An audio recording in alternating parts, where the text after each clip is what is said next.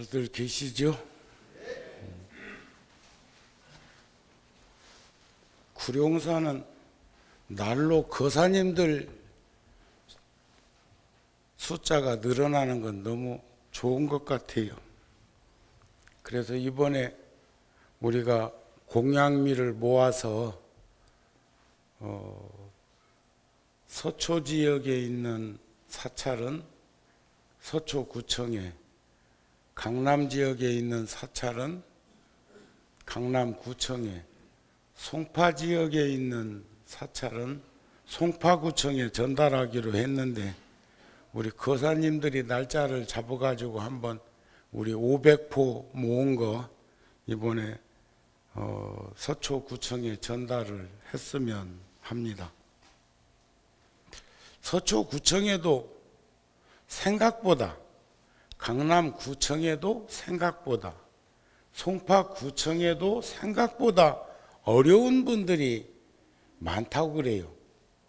설마 강남이, 서초가, 송파가 이렇게 생각할 수도 있는데, 등잔밑이 어두운 것처럼, 또 그 다음에 또 이 강남 지역도 옛날에는 광주군이었습니다. 광주군. 송파나 강남이나 서초가 생기기 전에는, 그 이전에는 여기가 경기도 광주군이었다 이거예요. 또 고속도로가 60년대 후반에 개통되었는데 70년대까지도 이 강남 지역의 땅값이 참 그때 눈들 돌렸으면 다 거부장자 됐을 텐데, 어제도 어떤 이가 와가지고 구룡사 옆에 또 땅값이 이렇다 하니까, 아이고 그때도 내가 정우 스님을 알았는데 그때 좀 사놓을 것을 또 이러더라고. 거기다 1980년도 기억인데 대우그룹의 김우중 회장께서 국가에다가 당신의 전 재산을 헌납하면서, 그때 600억이었습니다. 헌납하면서 대우빌딩, 서울역 앞에 있는 대우빌딩도 처분하겠다 해가지고 내놨는데, 제 기억에는 그때 600억이었어요. 600억. 600억에 팔겠다. 근데 그 얼마나 600억이 큰 돈인지 누구도 넘보다 보지 못해가지고 그대로 유지되는 것을 보았던 기억이 있는 걸 보면, 60년대 초반에 화폐 개혁된 단위의 돈은 그때나 지금이나 같은데 돈의 가치는 현격한 차이가 있음을 목격합니다. 화엄경에 보면 말이죠, 보리심은 선근 장양이다 이런 말씀이 있습니다. 보리심, 안욕따라 삼약 삼보리심은 선근을 장양한다 그래. 장양, 키운다 그랬는데, 오늘 여기에서는 선근을 심지 않고는 안욕따라 삼약 삼보리심을 내지 못한다 이랬어. 제가 저번 열애사 법회 때는 만해 한용운 스님과 통도사의 경봉 대종사, 그 노스님과 편지 주고받은 것을 제가 언급을 했어요. 경봉 노스님이 젊은 시절에 만해 한용운 스님이 통도사에 와서 몇 년 사실 때 그 밑에서 공부를 했다고 합니다. 그러니까 어찌 보면 스승과 제자 같은 관계인데, 일제 때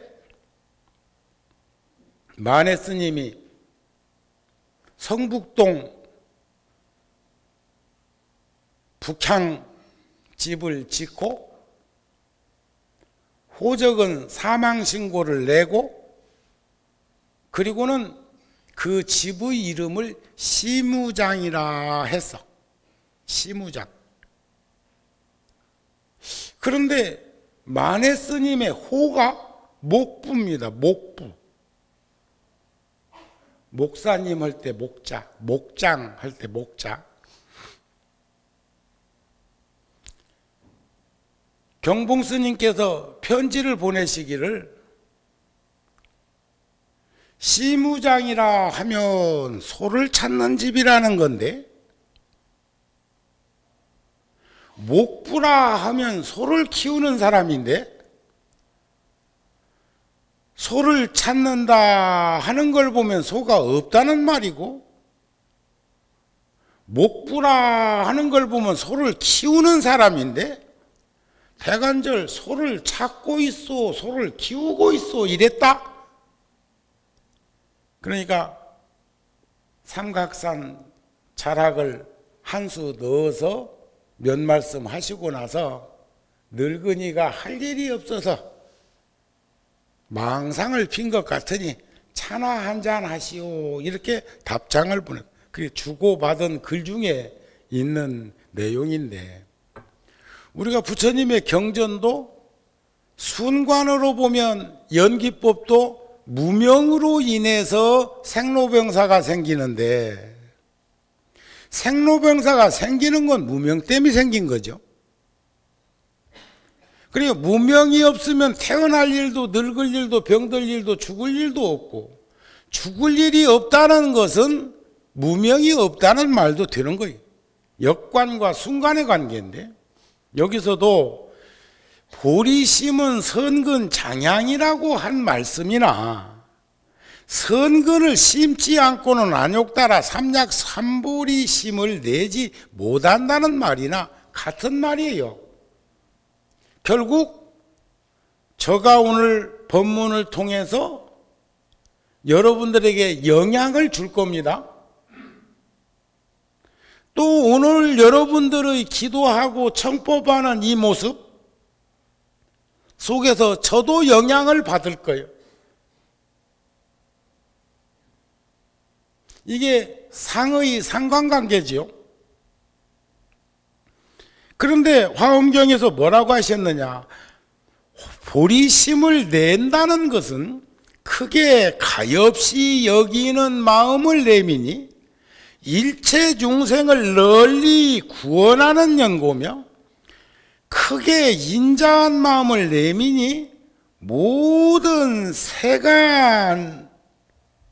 세간을 다 같이 복되게 하려는 연고며 일체 중생들로 하여금 괴로움을 없애게 하는 연고다 그랬어요.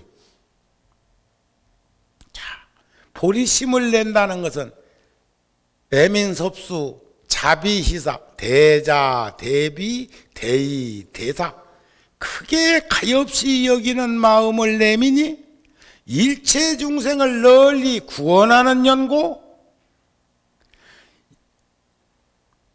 크게 인자한 마음을 내미니 모든 세간을 다 같이 복되게 하려는 연고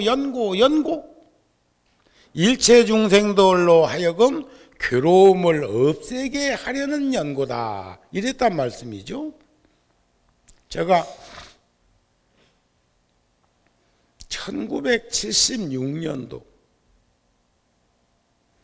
이 스님은 1988년도에 88세로 열반하신 스님입니다. 동국대학교 재단 이사장도 오래 하셨고 통도사 하면 더 거슬러 올리면 자장률사까지 가겠지만 근대사에 보면 구하, 경봉, 그 다음에 월하, 벽안 산중에 축을 이루고 있는 어른이십니다. 근데 스님께서 88세 때 88년도에 88세에 열반하셨으니까 76년도는 연세가 몇 살? 보살들은 계산 지금도 하고 있지. 처사들은 차고 알잖아요. 1988년도에 88세니까 1976년도에는 몇 살? 그 빨리 나와야지. 뭘 이렇게 복잡하게 생각해요? 76세 때 스님께서 저에게, 제가 통도사에 있다가 하고 싶은 일이 있어가지고 통도사를 떠나 있을 때인데, 말씀을 안 드리고 제가 이제 통도사를 나왔기 때문에 어른 스님들께 편지를 보냈더니, 월화 스님께서는 76년도면요 제가 25살 때입니다. 25살. 직접 제가 살고 있는 절에 오셨어요. 혼자서. 그때 월화 스님은 동국대학교 재단 이사장으로 계실 때입니다. 근데 76세이신 벽안 노스님은 답서를 보내줘. 편지. 25살짜리한테 답장을 보내줬어. 저도 편지 답장은 요즘 잘 안 써도 이메일로 들어오는 건 답장도 해주고, 더군다나 이제 전화기를 바꿔놨더니 스마트폰으로 문자 들어오는 것도 한마디씩 써서 보낸다. 스님께서 어떤 편지를 보내셨느냐. 제가 지금 방금 보리심, 선근, 장양, 선근을 키워야 보리심 안욕 따라 삼약삼보리를 키우고, 그 보리심이라는 건 결국 이런 마음이라는 말씀을 드렸습니다. 정우를 보내고 궁금하던 자, 편지를 받아보고 반겨하였다. 공부를 위한 것이니 아무쪼록 공부를 착실히 하고 돌아와서 통도를 위하고 또 불교를 위해서 크게 활약하고 훌륭한 승려가 되어라.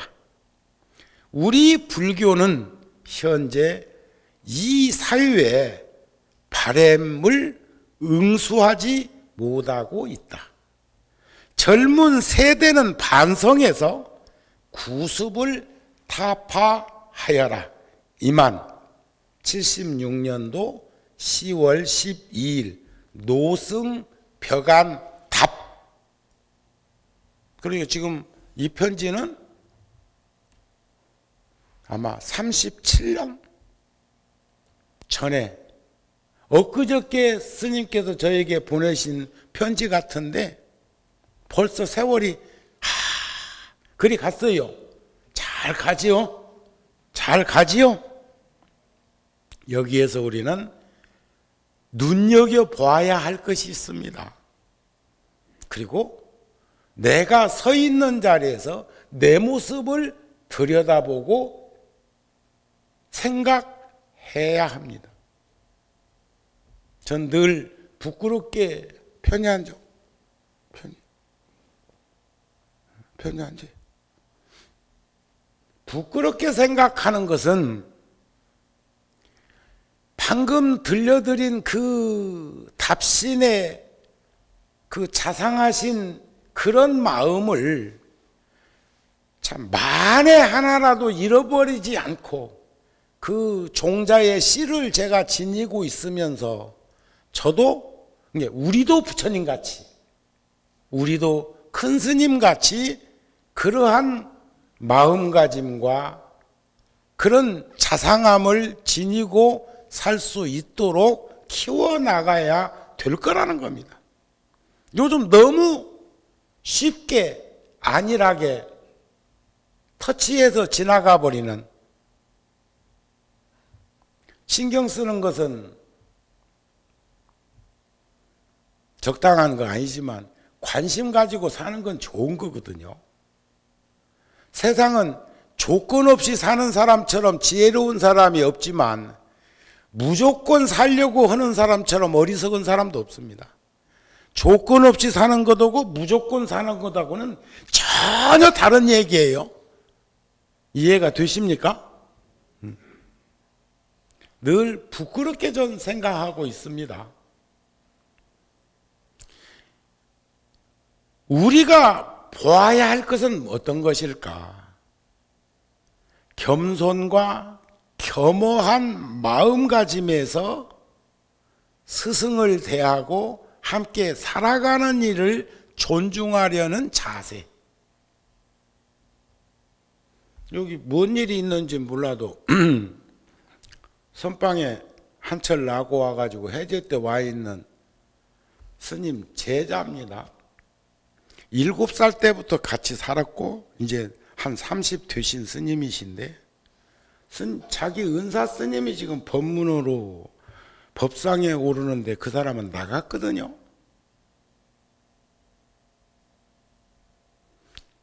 설사 났나?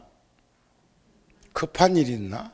약속 있었나? 이렇게 걱정스러운 생각도 할 수 있습니다. 하지만 이거 뒤집어 생각하면요, 스승인 은사 스님이 법문으로 법상에 오르는데 나가? 집안에서 식구들끼리 소곤소곤 대다가 어른이 들으시는데 그 말을 중단하고 나가? 어른이 오시자 바깥에 외출해? 뭐가 다를까? 뭐가?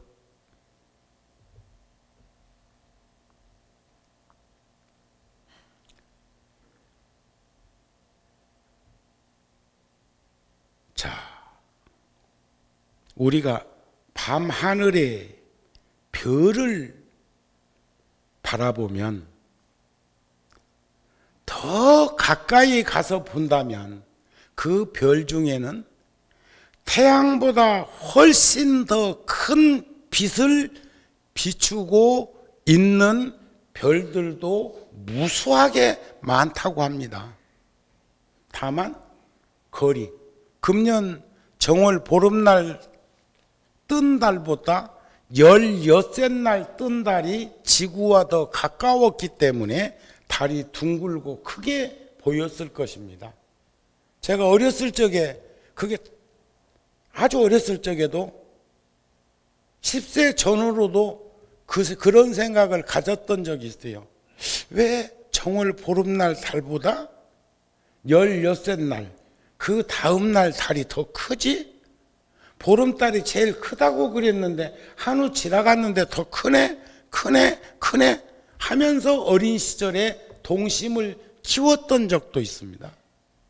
그건 과학적으로 증빙되는 일들은 많이 있지요. 지구에 가까이 비치고 있으니까 더 커 보이는 거지 뭐. 여러분들 혹시 텔레비전 보다가 일본에서 키 제일 큰 사람하고 중국에서 제일 키 큰 사람이 얼마나 키가 크고 한지 아세요? 그런데 비례로 얼마나 그 사람들의 생활이 불편한지를 아세요? 제가 오래전에 구룡사에서 한번 그런 말씀을 드린 적이 있습니다. 봉은사에, 아주 오래전입니다. 강남 봉은사에 행사가 있어서 참석했다가 많은 사람들하고 큰 방에서 상공양을 하는데 우연히 우리나라에서 몸뚱아리가 제일 큰 사람하고 밥을 상대해서 먹은 일이 있습니다. 그 사람은 한 250kg 이상 나가더만. 그리고 골격이 거인 골격이요. 골격이. 그런데 그것을 제가 어제 아래 텔레비전 보다가 또 한 번 목격했다는 얘기입니다. 중국의 그 거인이 똑같은 그릇에다가 밥을 놓고 밥을 먹는데 그 사람은 간장종지처럼 보이고 손이 얼마나 크고 몸이 얼마나 크면 그 사람 그 간장종지처럼 들고 있는 그릇을 보통 사람이 들고 있는 데는 사발로 보이냐 이게요. 질량의 법칙이라는 것은 그런 겁니다. 그런데 저도 오래전에 한 근 20여 년 전에 느꼈던 게 그거죠. 그 사람하고 밥 먹는데 왜 나는 사발에다가 밥을 주고 그 사람한테는 공깃밥을 줬을까? 같은 상에 밥 먹고 있는데. 우리는 궁금하면 그것도 확인에 들어갑니다.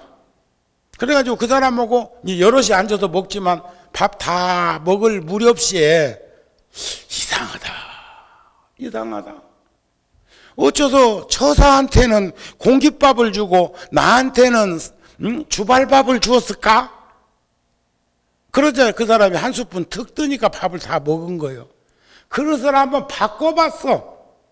내 사발을, 스댄 주발을 그 사람 앞에다 갖다 놓고 그 사람 앞에 있는 공기를 내 앞으로 탁 한번 옮겨보니까 그냥 그 자리에서 마술을 피우듯이 내 주발은 공기로 바뀌고 그 사람 공기는 내 앞으로 오니까 주발로 바뀌더라 이게. 이해되세요? 이해됐으면 오늘 본문 다 끝났네. 세상에는 숨겨져 있고 멀리 떨어져 있고 인연을 비껴가고 있기 때문이지만 태양보다 더 큰 빛을 비추고 있는 별들도 우리들 주변에 수없이 있는 것처럼 스스로 바라다보는 현실의 실상을 그렇게 비유하고 있다는 점이 우리를 진지하게 살아가도록 하기 위함이 아닐까 하는 생각이 들어집니다. 5대양 6대주의 저 바닷물도 실상으로 보면 이어져 있는데 여기서 여기까지는 한강도 안양천, 중랑천, 양재천으로 나누고 더 거슬러 올라가면 북한강, 남한강으로 표하고 더 내려가면 임진강과 만난다 이름하고 더 내려가면 서해바다라 이름 짓는다 이게. 그리고 그것을 통괄해서 비추어 보면 5대양 6대주로 이어져 있다고 표현을 하는 거죠. 그러나 저 바다의 시원의 시작은 은하계에서 보이는 작은 물방울 같은 그런 똑똑똑 떨어지는 그러한 물줄기로부터 시작되고 있다는 것도 우리가 일상생활에서 비추어 보면서 얼마나 우리가 소중한 이전으로 이어져 있음인가를 비추어 봤으면 합니다 하는 말씀을 드리고 싶습니다. 제가 어제 아래 우연히 아카데미 상까지 받은 철의 여인이라고 불리는 마가렛 대처 영국 수상을 영화로 만든 거 아시죠? 요즘은 우리나라에서 영화 만들었다면 천만이 돼. 텔레비전 다 없어졌나봐요. DV도 없어지고. 근데 거기 가서 해상도가 좋고 분위기 좋고 화면 큰 데서 보면 훨씬 침침한 눈이 나은가. 그렇게 가가지고 또 분위기 잡아서 영화들 보는 이들이 많다는 것은 굉장히 그 좋은 현상이 아닌가 싶어. 거기가 나도 하루에 어렸을 때 하루에 영화 4번 본 적 있어. 4편. 방학 때 일부러 서울에 와갖고 조조 할인 15원짜리 들어가면 2편. 영화 시작하고 들어가면 21원. 아무도 모르네. 야, 내가 오래전 사람이네. 근데 저거 젊은 세대기 또 고개를 까딱까딱 했었네. 주로 경자들은 극장이었어. 경자들은. 그 다음에 이제 그 2편을 보고 나오면 42원짜리가 또 있어. 이게 지금 내가 전차 타고 가서 본 얘기입니다. 2원 50전짜리 전차 타고 가가지고 저 마포종점 쪽에 가갖고 내가 경험이야. 과거에 경보극장이라는 데 가서 15원 주고 두 편을 보고 그 옆에 마포극장 가서 한 편 보고 그 다음에 이제 짜장면으로 한 끈이 때우고 오다가 서대문 쪽에 가가지고 한 편 보고 그리고 이제 늦은 밤에 절에 가서 이제 하룻밤 유숙하던 추억을 한번 떠올려 본 거예요. 그러니까 그런 시절도 그런 것들이 어쩌면 지금의 스님이 문화인들하고 함께 어울림을 가지면서 극단 신시가 1987년도에 세워지게 된 배경이 아닐까. 지금 저기 신도림 있는 데에서 그 아이다라고 하는 공연을 하고 있습니다. 아이다. 그런데 제가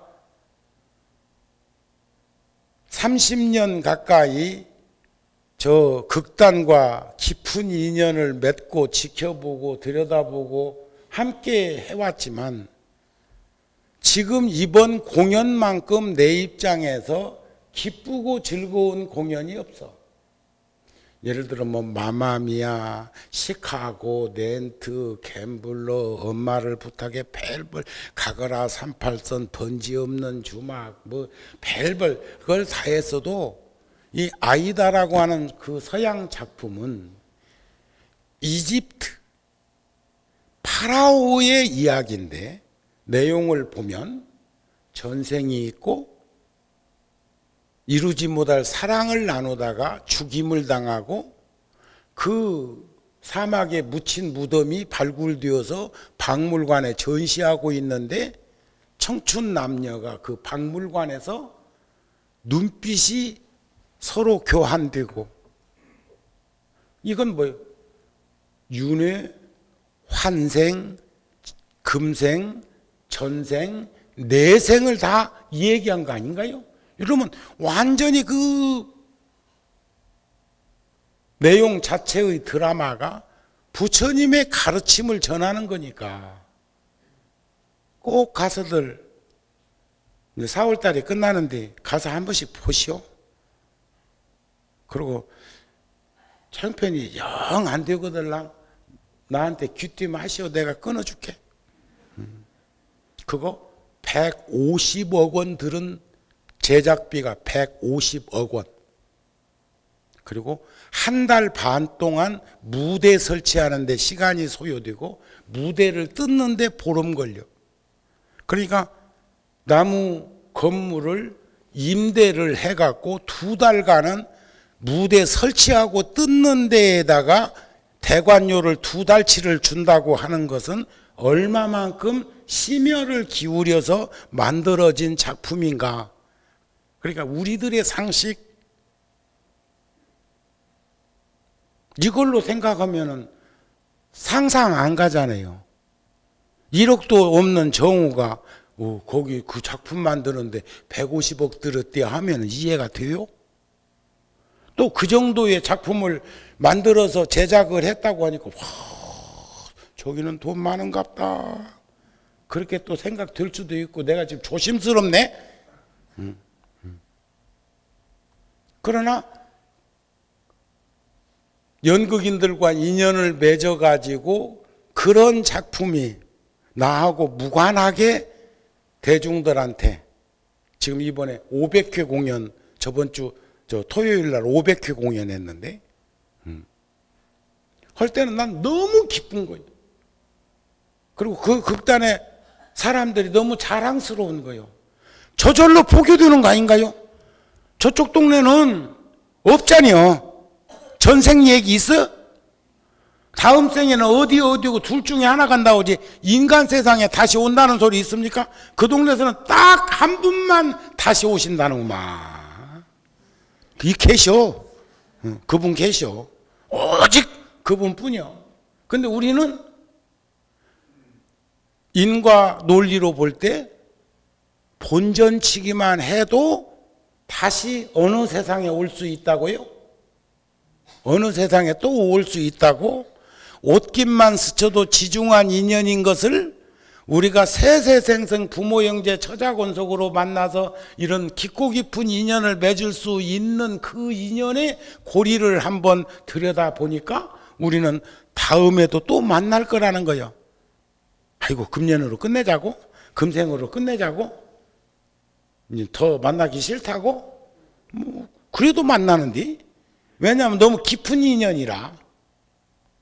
그런데 그 작품 속에서 전생에 그런 삶 속에서 죽임을 당하고, 그게 1000년, 2000년 전 이야기인데, 첫 무대가 박물관에서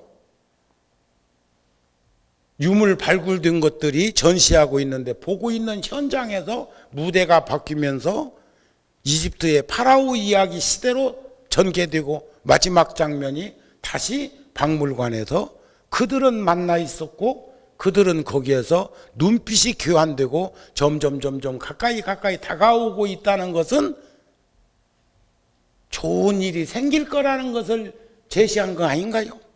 그러면 전생이 있었고 금생에 다시 인간으로 태어나서 동시대에서 만나가지고 사랑할 수 있는 그러한 사람으로 바뀌었다는 건 대단히 불교적인 거 아니에요? 그런 걸 자꾸 보라고 권하세요. 아셨습니까? 예. 봐야 합니다. 확인해야 합니다. 그러면서 떠올려야 됩니다. 그런데 저는 우연히 어제 아래 철의 여인 대처 수상의 생애를 영상을 통해 가지고 젊은 시절과 현재와 그리고 퇴임한 이후 상상하는 그림으로 참 구성을 잘 만들었더라고요. 그런데 거기에서 참 대단한 사람이었다는 것을 다시 한번 확인하게 되었습니다. 누가 말하기를 슬픔은 자연스러운 현상이다. 이건 대처 수상이 정계 은퇴를 하고 남편 떠나버린 후에 혼자서 있으면서 다양한 생애를 되돌아보는 과정 속에서 위로해주는 말이요.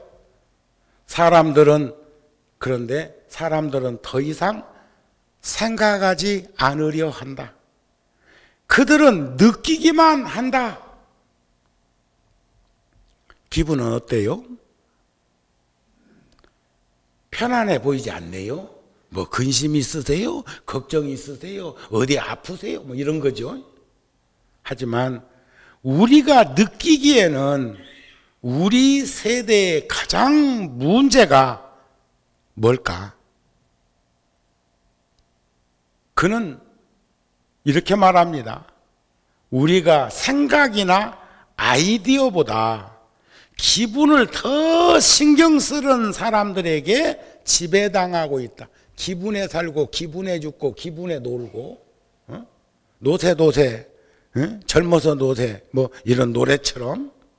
그런데 그 여인은 생각과 아이디어에 관심이 있다. 나는 내가 무엇을 생각하고 있는지 한번 물어봐라. 지금 다 나는 은퇴하고 혼자 지금 이렇게 있지만, 그러니까 그는 뭐라고 얘기를 하느냐. 이건 아버지가 어렸을 때 마가렛 대처 그 소녀에게 얘기해 준 것을 수료하는 겁니다. 참 불교적이고 너무 좋아서 제가 그 영화 보면서 느낀 것을 제가 메모를 못했는데 확실하게 알려드리려고 다운받아가지고 그 대목을 다시 봤어요. 부분적으로. 그 참 인터넷 좋아해. 정지시키려면 정지시킬 수 있고 뒤로 보내려면 보낼 수 있고, 제가 옛날에 70년대 후반에 78년도인가? 절에 오대산 월정사 그 동관엄함에 있을 때인데 절에 마침 녹음기가 한 대 있더라고요. 그런데 거기에 테이프가 심수봉의 그때 그 사람 노래가 또 이렇게 꼽혀 있더라고. 쭉 들어보니까 그때 그 사람 노래가 좋대. 좋아가지고. 근데 뒤로 백 갈 수 있는 방법은 다 돌려갖고 탁 놓으면 노래가 이제 어딘지를 확실히 모르는데 요즘은 기계가 얼마나 좋아졌는지요? 마음대로 골라서 선곡할 수 있습니다. CD 같은 건. 그래가지고 제가 그 노래를 수없이 들었는데 그 노래가 끝나면 탁 하다가 탁 놓으면 그게 이제 그때 그 사람 시작을 또 하고 또 그놈만 듣고 또 탁 놓고 그런데 지금도 그 노래를 암기 못한다. 참 나도 머리는 돌이여. 근데 참 이 말이 너무 좋았어요. 생각을 조심하라. 생각을 조심해라. 응? 이런 건데 말이 된다. 생각을 조심해라. 말이 된다. 요즘 생각 없이 말하는 사람도 꽉 찼다. 나하고 이 얘기하다가 선생님 하는 사람이 있다. 애들 때문에 학교 가서 얼마나 선생님들한테 시달리면 내 상담하듯 선생님하고 상담하듯이 한참 얘기하다 보면 내 입에서도 선생님 말 나올 거 아니에요. 선생님이 하는 얘기하는 얘기가 나오니까 나도 순간적으로 딱 눈이 나를 못 보는 거지. 그래갖고 선생님 하다가는 툭 걷어들어가. 아 참 스님 이러는 사람들 또 학교 가서 또 선생님하고 저 상담하다가 또 스님 하는 거 아닌가 몰라. 응? 자, 생각을 조심해라. 말이 된다. 말을 조심해라. 행동이 된다. 행동을 조심해라. 습관이 된다. 습관을 조심해라. 성격이 된다. 성격을 조심해라. 운명이 된다. 우리는 생각하는 대로 된다고 한 아버지의 가르침을 수상이 좌우명처럼 가지고 살면서 그 화면 속에 이 말이 나오는데 저건 부처님 말씀이요. 아니 현성인의 말씀이요. 우리가 안 그럽니까? 습관이 반복되면 업이 된다는 말을 하죠. 습관이 훈숙 그러니까 가랑비에 옷 젖듯이 우리가 그 방에다가 가습기를 틀어놓고 가까이 있어 보면요. 가습기에서 나오는 분사되는 그 미세한 입자의 수증기도 가까이 접하다 보면 축축이 젖습니다. 그게 뭐예요? 훈습이라는 거죠.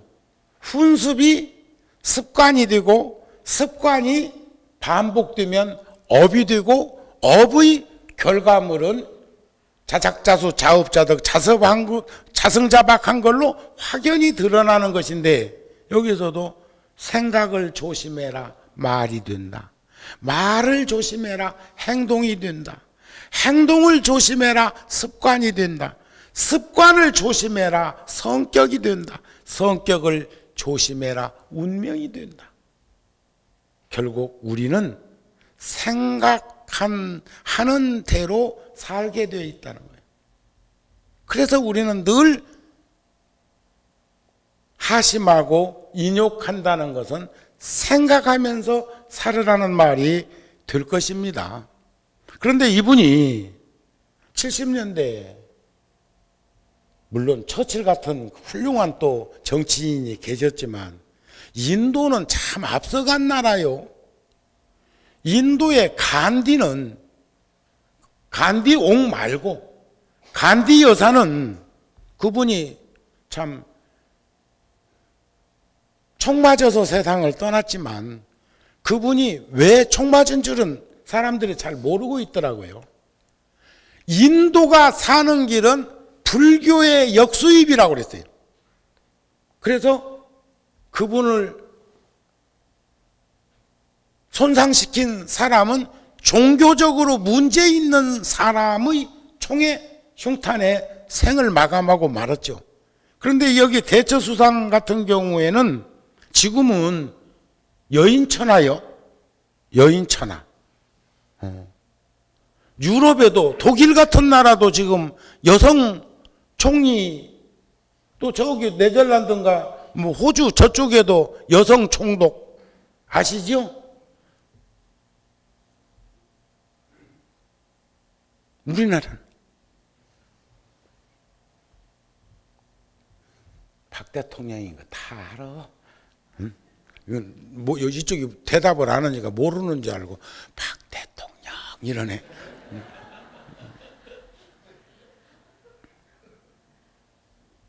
그런데 그분이 그 장면에서 보니까 수상이 되어 가지고 수상 집무실로 들어가기 직전에 또 기도를 하는데 참 좋은, 참 대단한, 이분 대단한 분입니다. 대단한 줄은 알았지만, 불화가 있는 곳에 화목을, 오류가 있는 곳에 진리를, 의혹이 있는 곳에 믿음을, 절망이 있는 곳에 희망을 기도하면서 집무실로 들어가는 것을 보았습니다. 그런데 이분도 결국은 끝부분에 가니까 퇴임하고, 그러니까 퇴임도 자기가 사표 내고 수상, 현직 수상이 이제 막 정치권에서 몰아붙이니까. 근데 영국 의회는 말이요, 우리나라 국회하고는 다르더라고요. 쭉 앉아 있으면서 상대적으로 의견 개진을 할 때 막 하고 비양거리고 조소를 보내고 그 영화상으로 볼 적에는 막 희한한 민주주의, 완전히 자갈치 시장이더만. 거기서 그 한 여인이 그렇게 되기까지, 그리고는 결국은 그분은 내몰려서 세상을, 그리고 집에 돌아와 가지고 지나온 시간들을 쭉 회상하는데, 꼭 먼저 일찍 세상을 떠나신 남편이 꼭 옆에 나타. 그러니까 이건 자문자답하고, 우리도 일정 부분 나이 먹으면 지난 세월의 깊이를 들여다보면 거기에 그림자처럼 영상으로 내비치는 다양한 모습들이 우리들 가까이 와 그림자로 다가와 있는 것 아세요? 나만 그러나? 그때는 이런 일이 있었었지, 그때 이런 일을 이렇게 처리했더라면, 이런 다양한 생각들이 없으세요? 앞만 보고 사셨어요? 아니, 거사님들, 앞만 보고 사시느라고 전후좌우 못 살펴갖고 다 잃어버리고 묻히고 매몰됐었나요? 그런데 꼭 한번 그것도 KBS 들어가갖고 다운받아가지고 그것도 돈 몇 푼 내긴 내야 되지만 해가지고 꼭 한번 보세요. 철의 여인. 한번 보세요. 예, 제가 권하는 것은 한번 경험 삼아서 해보세요. 그러니까 아이다도 꼭 한 번씩 보세요. 그런데 결론은 침묵이 어려운 것이 아니다. 제 결론은 침묵보다 더 깊은 것은 말을 하지 말아야 할 말을 하지 않는 것이 더 어려운 일이다. 그건 결국 조금 전에 말씀드렸던 그 영국 수상이 얘기했던 생각 잘해라, 말이 된다, 말 잘해라, 행동이 된다, 이런 참 의미 있지요. 숙고한다는 것. 자, 저는 문을 잠그고 깊은 삶 중에 숨어 있는 사람들보다 사람들 속에서 함께 어울리되 어울림 속에서 물들지 않음이 더 어려운 일이다. 이건 저를 위로하는 이야기일 수도 있습니다. 제가 30여 년 동안 해온 일이 지나가는 행인들에게 목마름을 해소해 줄 수 있는 옹달샘 정도를 만든 사람으로밖에 내비치지 않는다면, 인위적으로 만들어진 건 아니지만 바이칼호 정도 하나 소유하고 있는 것만 못할 거 아닌가요? 그러나 그것은 어쩌면 그림의 떡과 같은 현실이 되어버릴 겁니다. 바이칼호는 부리아티아 공화국에 가야, 몽고 접경지역에 가야 그 호수는 있습니다. 그렇다면 지금 여기서 금을 퍼먹으러 거기까지 갈 수 있을까요? 목마른데. 우리 구룡사에서 펄펄 솟는 구룡투수 먹는 게 더 나은 거 아닌가요? 그러시지요? 깊은 산 속에 있으면서도 그의 마음이 번잡하다면 그는 비록 산 속에 있으나 사실은 장터에 있음과 무엇이 다르겠는가 싶습니다. 그러나 저는 왜 이런 말을 하게 되느냐면, 마가렛 대처 그 수상이 쫓겨납니다. 정치권에서 쫓겨나. 그냥 있으면 쫓겨나게 되어 있으니까 자기가 스스로 수상직을 내놓고 집으로 정계 은퇴하고 돌아오는데, 내용이 뭐냐? 유로존에 영국이 참여해야 된다고 하는 부분에 그 수상은 반대합니다. 준비가 되어 있지 않다는 거죠. 또 하나는 세금은 공평하게 내야 된다는 거예요. 공평하게. 마가렛 대처 수상의 지론이요. 어떻게 공평하냐? 1억 있는 사람이나 100만 원 있는 사람이나 세금을 똑같이, 1억 버는 사람이나 100만 원 버는 사람이나 세금에 똑같이 내야 된다는 그런 얘기가 아니고, 세율을, 우리나라도 그런 거 있잖아요. 얼마 미만으로 버는 사람은 세금 안 내도 됩니다. 그러죠? 세제 공제받는 것도 있죠. 그런데 이제 요즘 우리나라도 그 말이 심심찮게 나와. 부유세.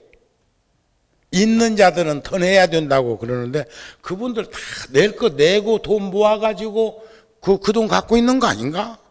전생에 복이라도 있고 지혜라도 있어갖고 열심히 해갖고 돈 번 거 아닌가요? 그런 거요? 안 그런 거요? 근데 또 내라고? 또 내도 되는가? 어떠세요, 여러분들? 응?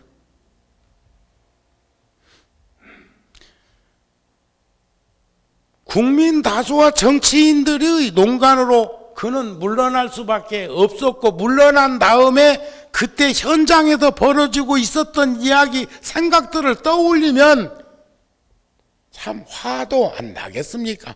영상으로 막 그런 그림들이 막 떠오르던데, 저도 그럴 때 있어요. 또 여러분들도 마찬가지일 거예요. 내 진심 왜곡되고 깊이를 들여다보지 않고 매몰시키는 현상들이 상관없이 벌어졌을 때, 그때의 그 황당함 같은 건 굉장히 심할 수 있을 거라고 저는 생각을 합니다. 그러나 우리도 한번 비춰봐야 될 것이 있는 것 같아요. 그걸 보면서 느끼는 것은,